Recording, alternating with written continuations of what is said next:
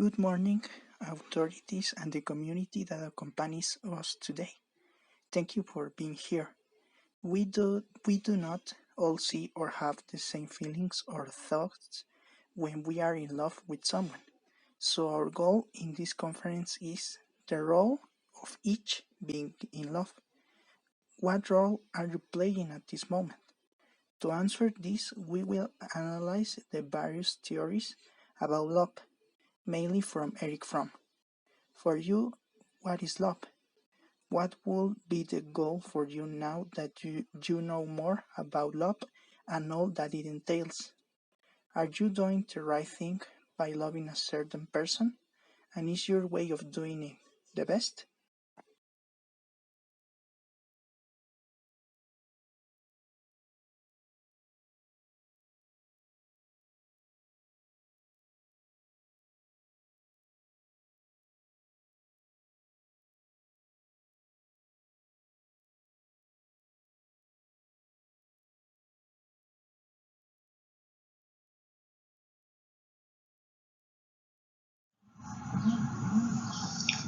Sensual love. Eric Fromm considers that sensual love is a way to reach great love, but it is not the only one. With this love, an erotic feeling is generated towards a person in addition to the sentimental relationship. Sigmund Freud is the interest in the object is focused in the achievement of sexual satisfaction and can disappear once that the end is achieved. Hypertextualization. This element increases sexual desire and attraction to a great extent in this type of love. Hedonism. It depends on the definition of pleasure that we are using. It can fully or moderately satisfy this type of love.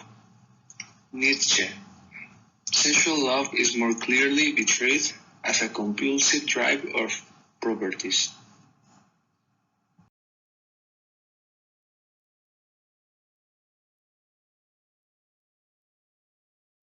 The tender love in the love theories. Tender love is that feeling you have towards your family and friends because you show them affection and they always further, but you don't seek sexual or erotic satisfaction.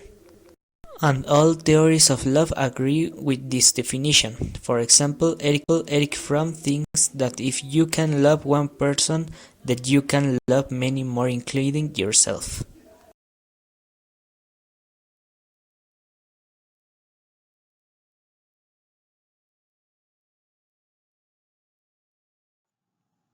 In, in this image, you can see the different zones we go through after leaving our comfort zone.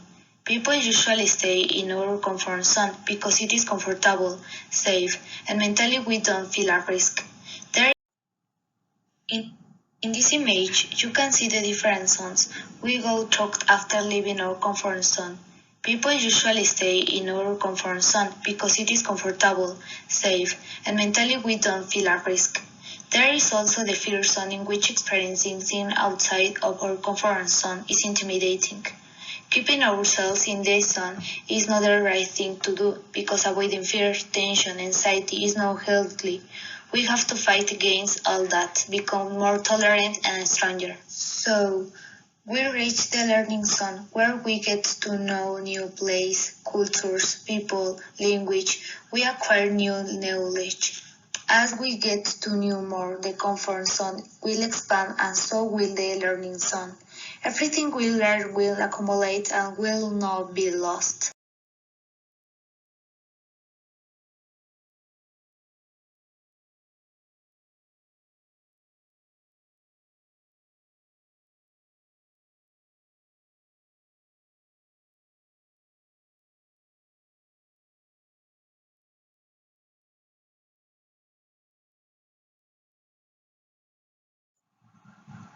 Hedonism and the pursuit of happiness.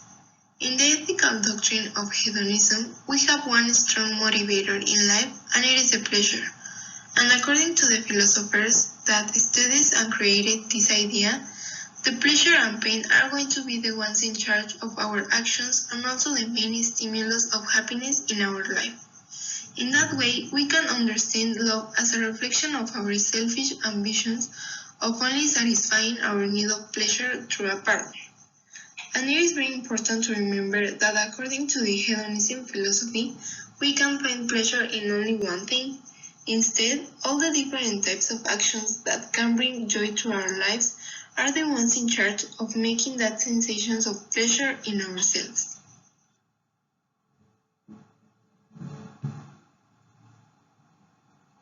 How can we apply hedonism to our daily basis, and how different action can cause that sensation of pleasure? Responding to the first question, I think that indeed it is possible to find various similarities between what the doctrine of hedonism says and what we humans do every day. First, we have come to realize that almost any person in this world do anything with a compensation or a personal gain achieved by doing a task or action. Second, we all know the phrase, you come first about everything and everyone else, and we thought about it. It is probably the most selfish way to be happy, but in fact, that is the way in which we search for happiness. And last but not least, if it is being done some sort of action that may bring us some kind of commodities, but in a great cost of effort, and if it don't cost us the joy that we were expecting, we are going to stop doing that action and try and find another way. To find pleasure, there is an example that no matter what we can gain, the search of pleasure for oneself will always come first. First, we have to make something clear. In the doctrine of hedonism, it is not clear if the action or the joy of doing it or both are the ones that will bring joy and that way pleasure to our lives. There are so many things that can make us happy that I don't think it's necessary to bring that up right now. But in the other way, it's important to understand that every person have a particular way of making themselves happy. Some may find it doing sports, others possibly will find in listening to music and other in a partner, but we cannot generalize only one of finding pleasure. We have to discover it be ourselves.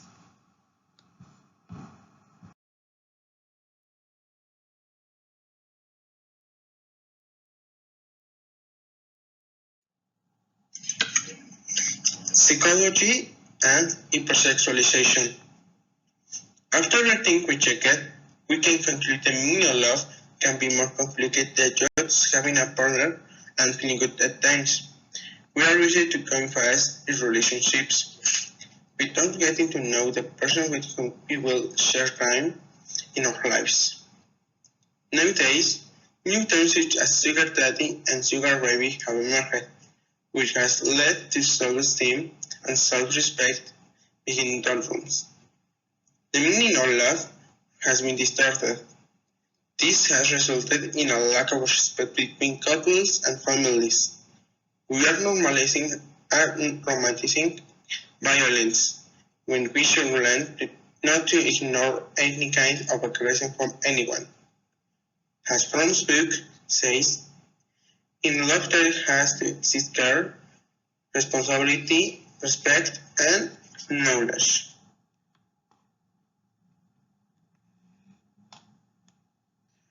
What I am curious about is, develop self-esteem. What is self-concept? As well as the meaning of love. How is love nowadays? How did people relate in past decades? How hypersexualization is present in us since we are born. how it is growing more and more, and how it imposes erroneous stereotypes on us. We aspire and dream only of having money and being successful, no matter what the cost is. This can often cost us our lives because people with power take advantage of the need of those being their story. After a failed relationship, people tend to stumble over the same stone. They often learn among their mistakes and start relationships that will fail again. We have to learn and realize that the damage this causes psychologically and how it affects our health sometimes.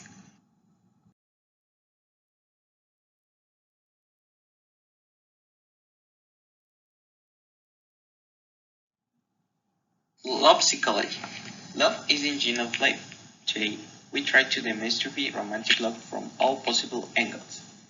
That jealousy does not mean I love you. That being possessive is not a positive aspect. And that love tries to empower the wings of someone to fly and not to cut them so that they never leave my side. One of the best known psychological theories is the triangular theory of love, described by Robert Sternberg, who argues that feelings are not the only emotions involved in making a relationship work, but it is also necessary that there are three additional ingredients: trust, passion, and commitment. Human beings develop affective feelings differently, depending on the situation and the person with whom we relate. There are different types of love that we feel for a partner, a family, a pet, a hobby, etc. Neuropsychology also has a lot to say about love and how the brain generates different substances that can intensify that we know as love or infatuation. Dopamine, serotonin, and phenethylamine. We can express love as emotional response to the chemical substances that our body produces in response to external affective stimuli. In the end, we cannot decide who to love, but we can give everything to one person if we are willing to do so.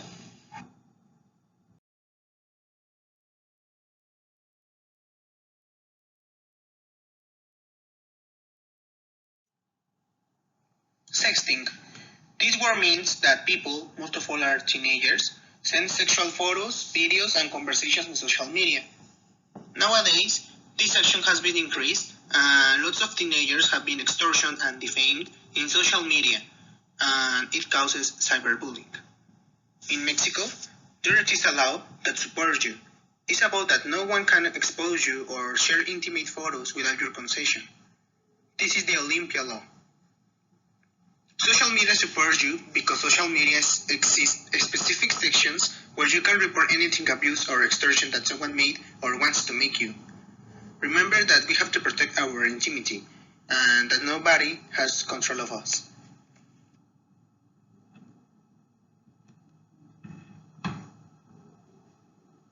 Not only fill up the worst website,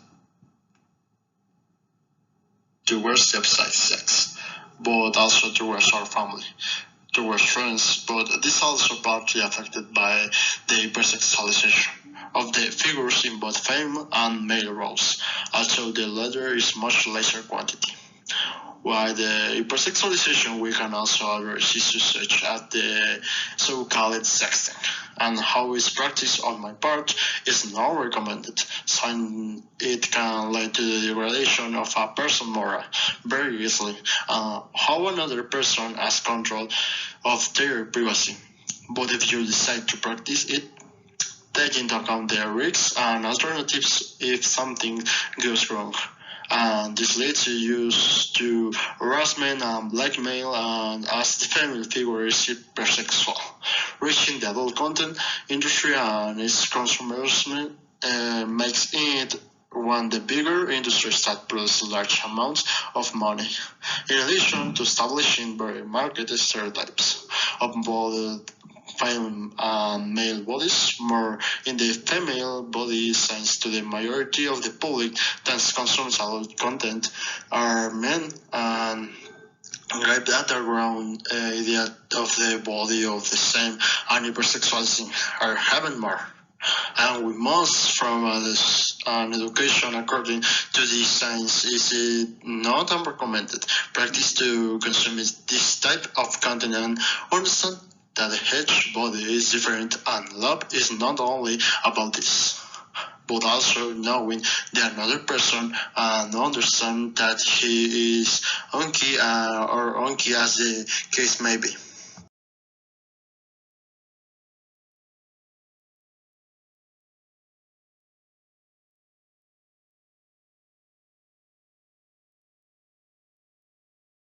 When we have a virtual or long-distance relationship, they might behind to image and created an idealized figure of what it you like to find, of the ideal person for one. Today, many couples are reformed through the internet. In many cases, lasting and healthy relationships emerge, but countless cases for the decision for the network. When we contact someone through a screen, we don't see something important like non-verbal language. It is good to meet someone internally on the internet, but we have to be aware that this only part that they must be complete by a more important one, which is a meeting used in person. Talking to someone online without having seen it in a person is like entering a fantasy world. There are also countless disappointment that the photos that someone showed didn't resemble the real image, and the sensitive and the understanding that a gap of integrity they didn't perceive in person.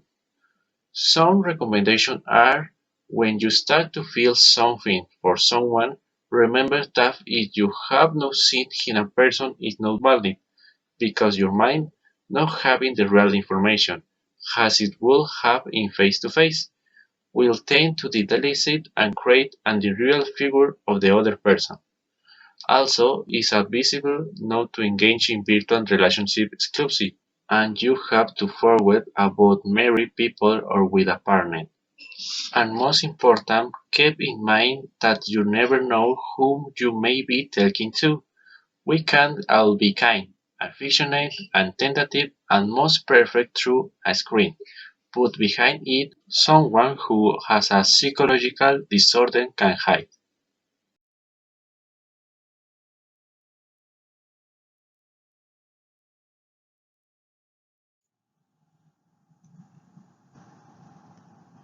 Toxic friendships. A toxic friendship is one that does nothing to make life more pleasant. On the contrary, it does everything possible to create discomfort for us. Therefore, it would be very good for us to learn to identify those people who are not as friendly as they say they are. Those people with whom it is difficult for us to relate because they cause us discomfort, make us feel greatly manipulated, criticized, and accessible. In addition, it is usually a person with whom you have had an important bond. In fact, this is a reason why we continue to maintain toxic friendships, because it's hard to break the relationships with that person. These types of friendships can hurt us emotionally, so it is advisable to end these friendships as soon as possible.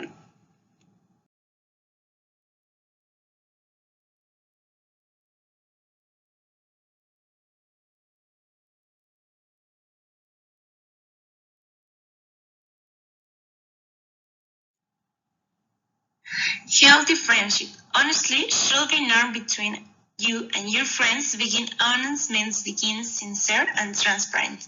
Don't be afraid to be who you really are in front of your friends, because healthy friendship is based in acceptance. Having good friends who love and support you of who you are is really important to your happiness. Therefore, being a great friend to someone and having friends who support your back is good for your well-being.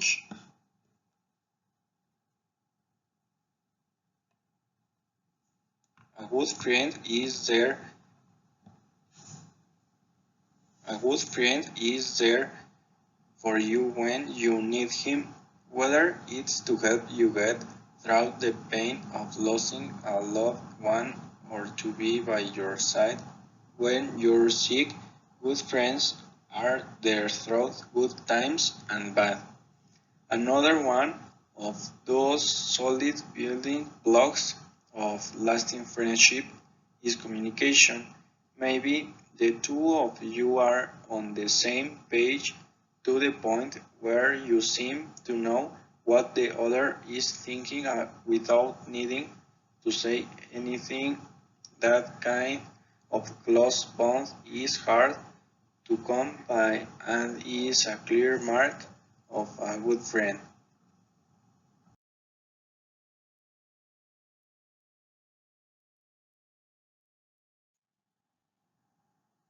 Emotional stability is one of the most important aspects of a relationship. It involves communication, respect, trust, and many other factors. Without emotional stability in a relationship, you can expect to drift away from one another. If you want to keep your relationship healthy, you must figure out a way to reach emotional stability. The things you do every day make a big difference because achieving peace has to be consistent. With emotional stability in your relationship, things will flow better and you will both handle things better. Well, I'm going to talking about the communication in the relationships. Well, I think we are not all the same, and just because of that, we can read each other's minds, or even expect that the other person knows what we are referring to, as simple as that. By the way, we will be kind of insane, or at least very fictional, to think telepathy is the solution. On the other hand, it helps to establish boundaries, expectations, goals, and by goals I mean personal and as a couple. Plus, we can then agree equitative terms in the relationship.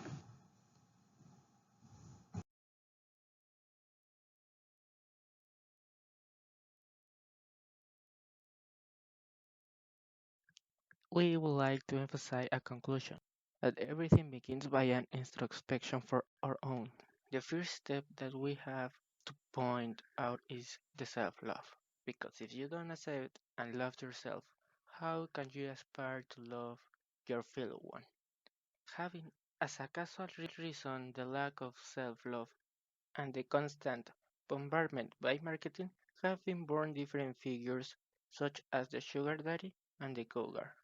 Two figures driven by hypersexualization, the need to appear something that is not, and of course, wanting to draw attention desperately. This led us to reflect on the kind of interrelationship that today develop in our environment, the low tolerance we have towards strangers and even with those whom we consider close, have provoked human cosification, to see others only as a tools that we use and then we threw away after their use. It's incredible that humans have such an inhuman relationship with themselves. So today, we must work much harder to be able to establish a healthy relationship person to person.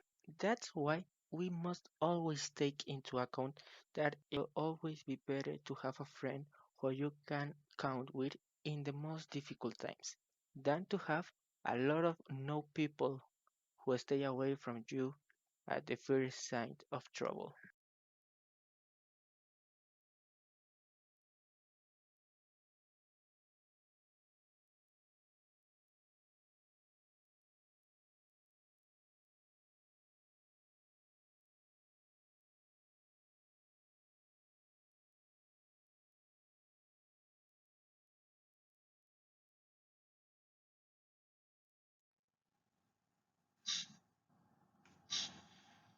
I would like to take the opportunity to work with my classmates during this school year. Their circumstances, despite being unfavorable for cooperative work, didn't prevent us from carrying out our objectives. The use of electronic devices was potentially necessary for the time in our academic classes. Surely in the future you will have the pleasure of working with one of them and better demonstrate what we learn here.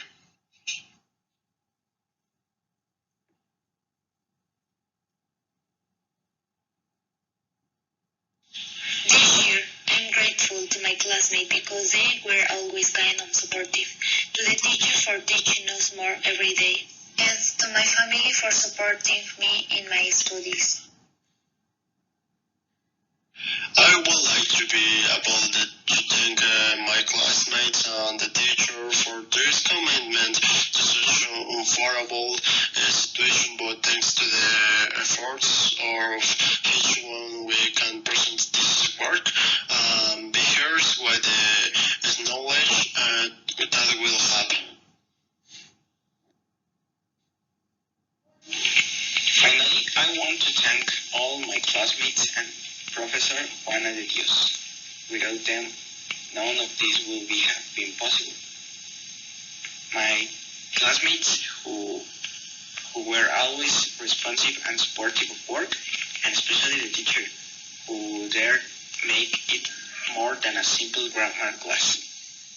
Thank you very much of all of them.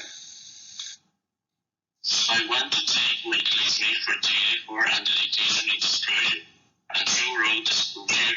I also want to thank the teacher and the guidance and knowledge she provide us. Les agradecemos por su atención. I want to thank the great work and effort of my classmates and above all thank the teacher for all the work during the school year. I want to thank all my classmates and teachers for their support and contribution to my life, both academically and socially. Quiero agradecer a todos mis compañeros de grupo por su amabilidad y por su compañerismo, porque a pesar de las circunstancias siempre tratábamos de apoyarnos en la medida de lo posible. Y también quiero agradecer a la maestra por compartirnos sus conocimientos y por darnos apoyo y también por ayudarnos a crecer tanto académicamente como personalmente. First of all, I want to thank my classmates for being really nice with me, for helping me with homework and in the class, and for being a really united group. And I also want to thank the teacher for being so patient and helpful with all of us. I would like to thank all my classmates for sharing a school year with me and the teacher who did a great job throughout the year. I want to thank my class to all the time that we shared in this year. Despite all the obstacles, we could work efficiently, and all my coworkers and teacher gave me the opportunity to share their knowledge and interchange opinions about lots of topics and practice English. I hope that all we learn here help in the future.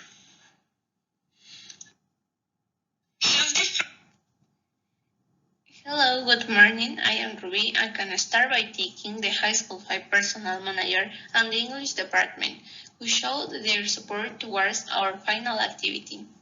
I also want to thank my boyfriend because he always motivates me and helps me to do my best and every day to improve in English, even if we had to review something a dozen times. He is the best.